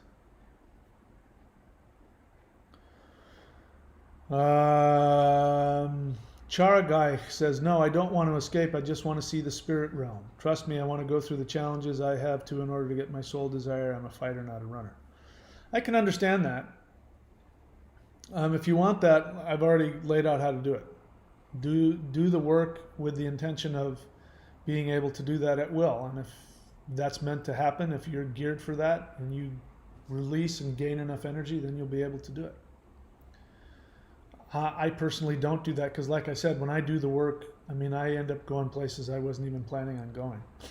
So, and that's what gives me the, and also I wake up to the amazingness of this world. I don't even, this is a spirit world. This is the dream. Your spirit is having a dream. This is it. This is the spirit world. You are having a shamanic journey every waking moment that you have. So that's an illusion that you have, that there's a spirit realm and a physical realm, and you want to see it. You're there already. It's already here. Waking up to what you're around, sensitizing. This is why I live where I live. I live in, I don't live out in the middle of the wilderness, but it's a small enough place surrounded by, rainforest and jungle and empty beaches that I get enough of that. I can go into nature and get what I need from it. Living in a city, you think, you know what I'm saying. Let's see what else. Gray Wolf, question. Hello, Thunder Wizard. There are a lot of videos nowadays about the Jezebel spirit.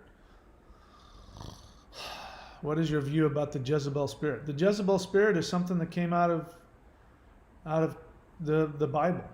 And I don't like the Bible. I think the Bible is garbage. So why would I mean, again, ask me about stuff I teach. Have you ever seen anything on my channel about the Jezebel spirit? I mean, wherever that came from, it's coming from Christianity. So I already know. I can just hear the judgment in it. I can hear the victim mentality. I can hear the laziness. I don't even know what it is. But I know it's some take on, I can remember in church hearing about Jezebel and all that. So, I don't know what it is, but I am 99% sure it's complete victim mentality garbage. 3 idiots. Why did they ban your book in my country? How do I know? I don't even know what your country is, and I don't know where you live, and I don't know why. You should know more than I. Why are you asking me that question? Joel Ellis, question. Is it possible that the 90-day challenge exercise can help with being able to lucid dream? Yes, I just got through saying the dreams I had last night, holy crap. Holy crap. But bear in mind, they weren't just crazy dreams. I had very specific questions, and I'm having a dialogue with my Ascended Master teachers. And I'm asking them questions, and I'm asking them to show me what they want me to learn. And so, I can't, always predict when it's going to happen. I just do my work, and then, every now and then, I'll wake up in the morning and I'll go, oh my God, what the hell? And then I have to go and write it down and figure it out and practice it. Yeah, so you can do that. That's what this stuff, one of the things, I talked what's his name out of it, but that is one of the things that this practice does.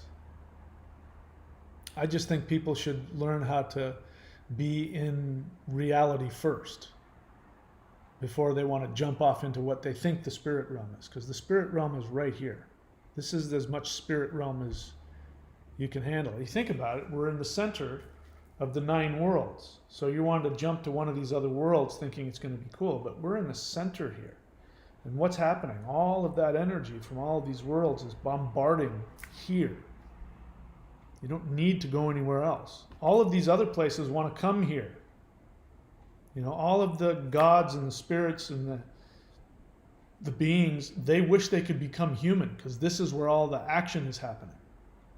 This is where all the crazy stuff is going on, where people can take, boards and surf on water, where they can fly in planes, where they can, the stuff that we're able to do is crazy.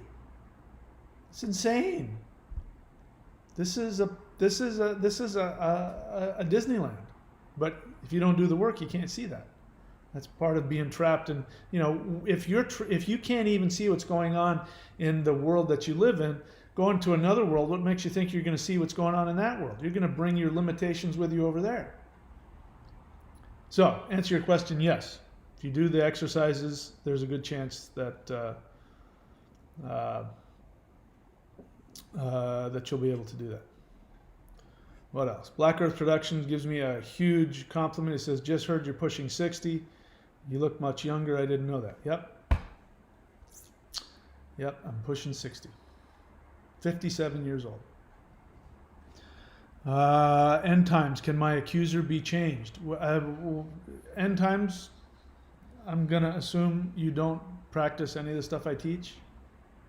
You don't do any of the exercises. You haven't read the books. You're not doing any of the, right? Am I right about that? You're asking all kinds of, do you notice that whenever you ask a question, I get this look on my face? This isn't a personal attack. I'm just telling you, you're very stuck in your head, my friend. I don't even know what that means. Can my accuser be changed? The idea is that you become self-aware. And the more self-aware you become, you start to realize that, how the accuser was created within you.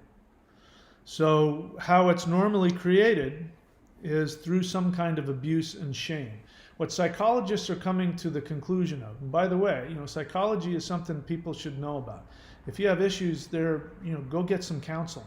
It's one of the most valuable things that there is. Self-awareness is use every tool that's available for you. So many spiritual people think they're spiritual, but they're not willing to actually do the work to take a look at themselves. Critical thinking, knowing what your assumptions are, what your fears are, all that stuff, and your unresolved issues.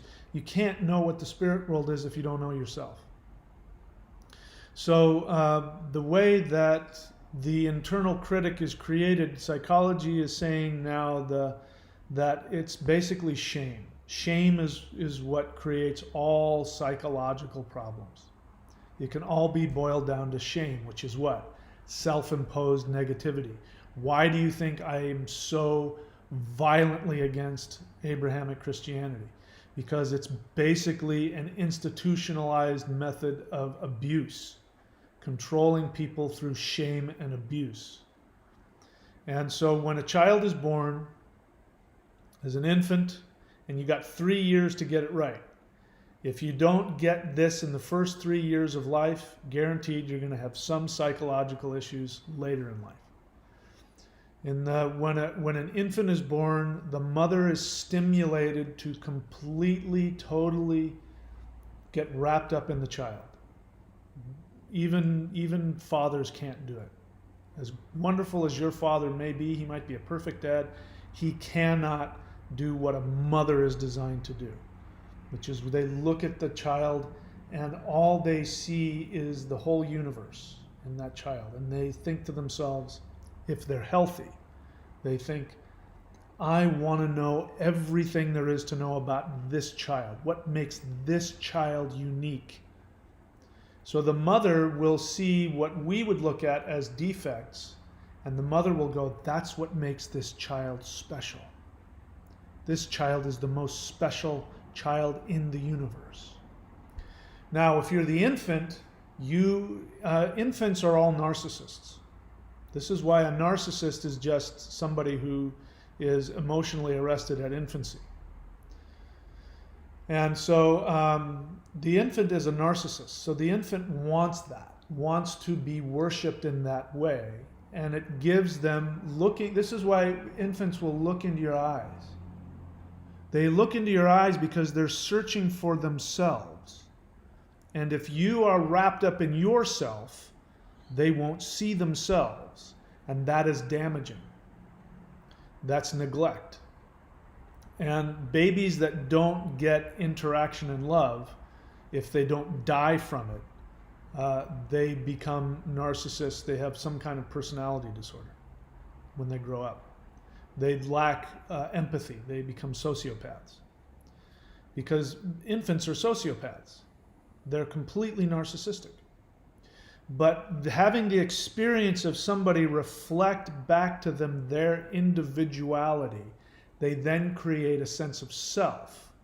And then as they go through toddlerhood, they go through the terrible twos and all that, that's them integrating the black and the white. So again, this is why when people make blanket statements, they're living in black and white, they're narcissistic, they're 3 years old. Trying to tell a QAnon person that they're wrapped up in a completely nonsensical conspiracy theory, it doesn't matter how much proof you show them, it won't penetrate because they're infants. They're infantilely wrapped up in their black and white need to stay in their whatever. That's why you can't talk to crazy people. That's why on this channel I work so hard to teach you guys how to do critical thinking. Because if you're not a critical thinking, I won't be able to teach you. If you're not a critical thinker, you won't survive this. I mean, the higher levels that are coming, what came out of the dream was that I have to really be careful going forward. Because there's some stuff I'm planning on teaching that if I'm not careful, I could actually throw people, into their own self-created, some bad news, too much power. They won't be able to handle it. So if you really want to become a master wizard, you have to also be a master critical thinker. So to change your accuser means you have to accept yourself. You have to learn how you've been shamed and how you continued that shame tape in your head. And I experience it all the time. All the time. It's just being aware of it. If you were aware of all of the negative things that your brain tells you all the time, it would be really traumatic. So you have to get a little piece by piece, but I'm still learning. I'm still learning, and I still catch myself. I'll be in a bad mood and I realize I have all these negative self-talk going on in my head on a really subtle level.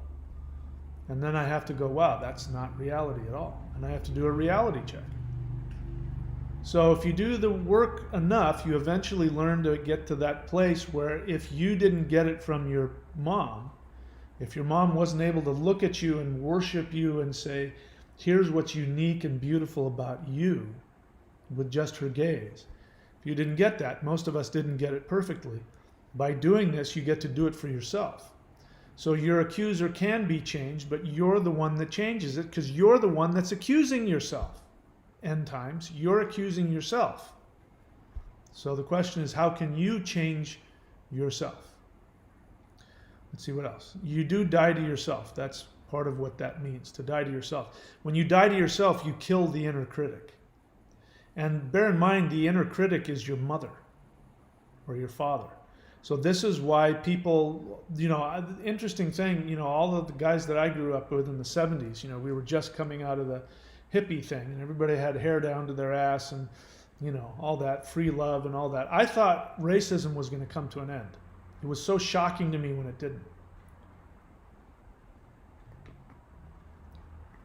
After all the civil rights and the whole hippie thing, it just looked like, yeah, racism is going to be over soon. And then here it is now back. It hasn't gone away at all. In fact, in some ways, it's gotten worse than it was. What was I talking about? I forgot what I was talking about. Anyway, we'll keep moving on. What else? Dean Nevin's question. Is there a connection between Hool and the void or Gnungagap? Yes.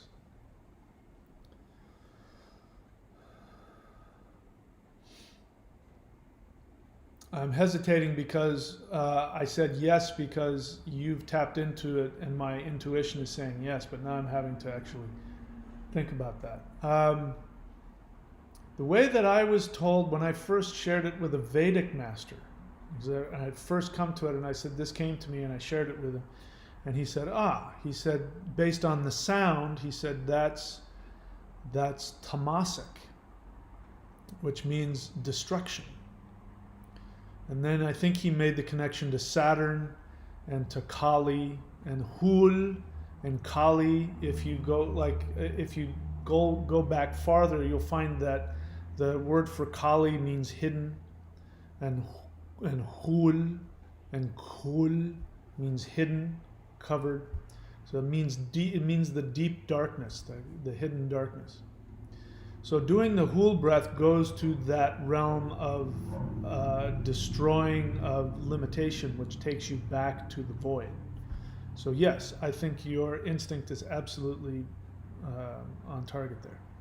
Dean Nevin's questions, are you aware of any linguistic connections between Hul and the words whole or holy?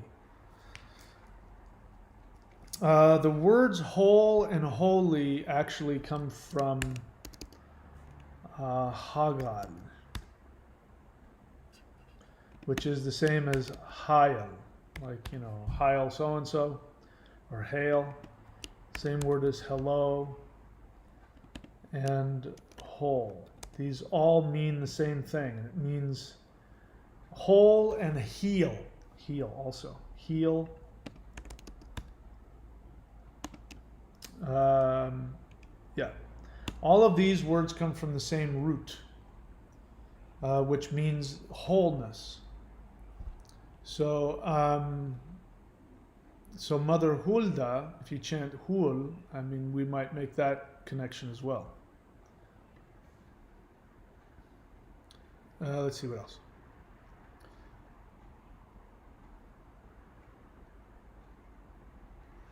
Right, what else? Lorena Grecu question, can you talk about who Mother Hulda is from the perspective of her fairy tale? It's been a long time since I read that fairy tale. It's basically, it's very similar to Cinderella. But if I remember it, the fairy tale is that there was a young girl, and she did what her mom told her to do, or she was an obedient girl or something like that.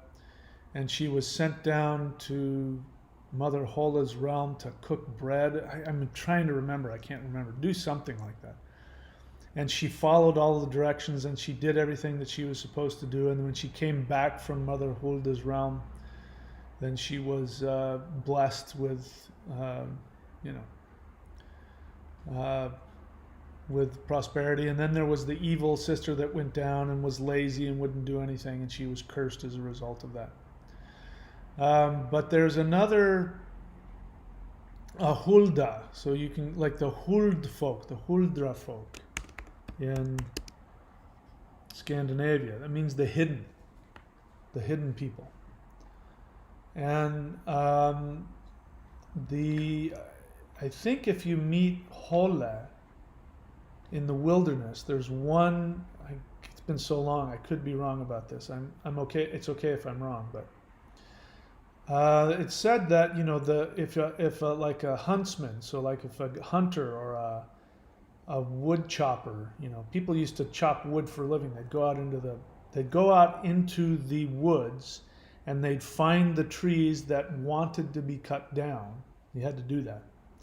And then you cut down the trees that wanted to be cut down, and then you had to put a symbol on the trunk of the tree.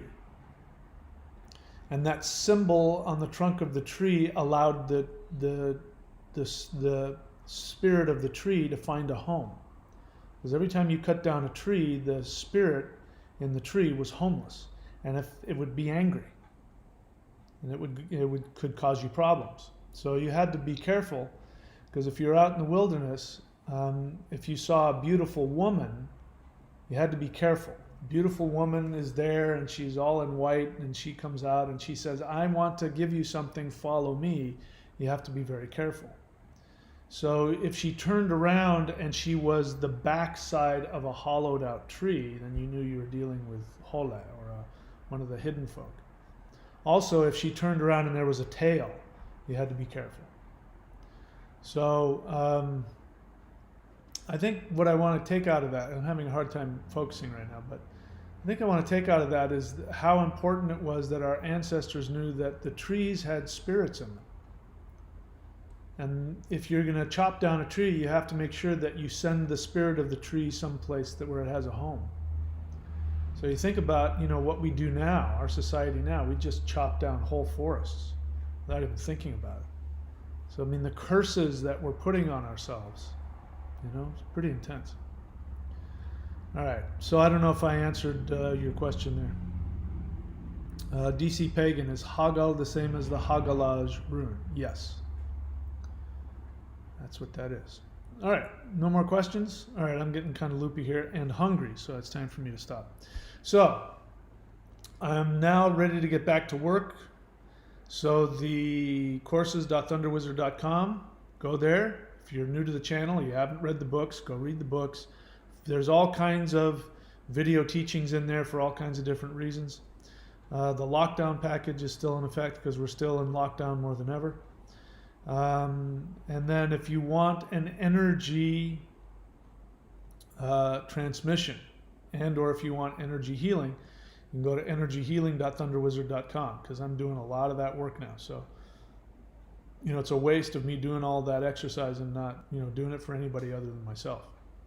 So if you're wanting to, if you're already doing the 90-day challenge or any of the other work, or even the free meditations and Qigong that I have, which, by the way, you know, feel free to go search that out, and you want an energy boost, you can go to energyhealing.thunderwizard.com. The 90-day challenge, the thunderwizard.com is what pays my bills. And even if you subscribe at the lowest level, you're going to get access to hundreds and hundreds of hours of shamanism mastery courses, runes, energy healing, rituals, shamanism. And then, of course, we got the manifestation mastery course above that, and then we have the 90-day challenge above that. And my goal is to get 1,000 subscribers on all different levels. And that's not only because, you know, this helps me to keep coming on. You'll notice now, I mean, this is what happens when you're single and living like a monk. All of my spare time I spend making videos now. And I put a lot of time and effort into it. And I'm happy to do it, and I would continue to do it, you know, because that's just, I would do it anyway. But my goal is to get enough warriors, spiritual warriors that have the basics of what I'm doing here. And we need to shift the society as a whole. Our species needs to shift. If we do not consciously shift, we will create another timeline of similar to the Middle Ages, similar to the conquest of the New World, you know, all that garbage. You know, we've had numerous opportunities to shift to the higher level, and in this timeline we haven't done it. So we need to do some sorcery. Now, I'm not saying put curses on anybody or anything like that. I'm saying we need to, as a society, be able to shift the unconscious collective so that it can move to the next level. And now's the time. Now I'm, you know, it's been made clear to me by my teachers that my job is to synthesize all of these differing energies from all over the world and to create a new path that's even stronger than anything that's come. It's for the specific purpose of the human race evolving to the next level. So I want 1,000 people on here doing this work with me. And when we get enough people, I'm going to start doing group intention, energy, manifestation rituals to shift the human race. So if you want to be part of that, that's right there. Hit the like button so that more and more people will see the channel.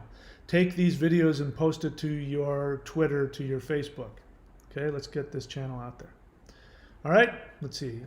Question, Jedi Black Knight question. Between the Thurisaj mudra and the pyramid mudra, which I teach in all of that, by the way, which do you think is better for manifesting strong protection, personal boundaries? They're both very powerful. The Thurisaj rune mudra will focus mostly on boundaries, but the pyramid mudra is also incredibly cleansing and powerful. So in terms of that, I can't pick which one's more powerful than the other. I would say pick the one that your body responds to the best. That's the one that you need. But both of them create powerful boundaries. In fact, they can both be used, especially the pyramid mudra, for banishing evil spirits. All right, what else? Jedi Black Knight, FYI, Kali is also a Hindi word, means empty. Wow, that's good to know. Perhaps that explains a few things. It definitely does. All right, that's it for me, guys. That's it.